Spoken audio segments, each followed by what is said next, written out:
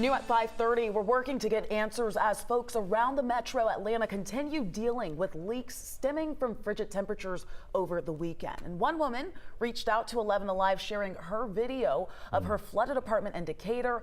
And 3 days later on, she says there has not been much to resolve this issue. And we've been getting a lot of emails here to 11 Alive, so a lot of folks want to know, especially those renters. They're wondering about what are their rights in this particular situation. So our Joe Ripley is taking a deeper dive and then taking her questions to apartment management and legal experts.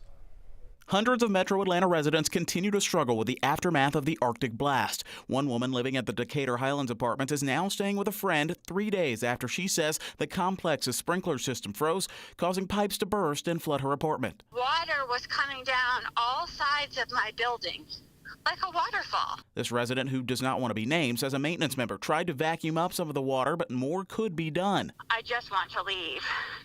My stuff is gone, and I just want to move on. But before breaking the lease, the apartment complex, she says, wants her to sign a statement releasing them of liability. Attorney Scott Campbell says leases can typically be one-sided and filled with protections favoring the management company. Was the apartment complex acting reasonable? Were they taking reasonable action to try to anticipate and guard against the hazard that occurred? 11 Alive reached out to the apartment complex's maintenance company, which said it took the necessary precautions to prevent the sprinkler system and pipe burst and is working to resolve the issue. It's turned off or on. Meantime, Adam Heiser with Fire Protection Services is sounding the alarm. One challenge we've had is it remained cold for about 4 or 5 days, and the ice stays in the system. He says wet fire sprinkler systems are common in apartment complexes and cannot typically withstand long-term freezing temperatures. Fire Protection Services serves 2 areas statewide here in North Georgia as well as Middle Georgia.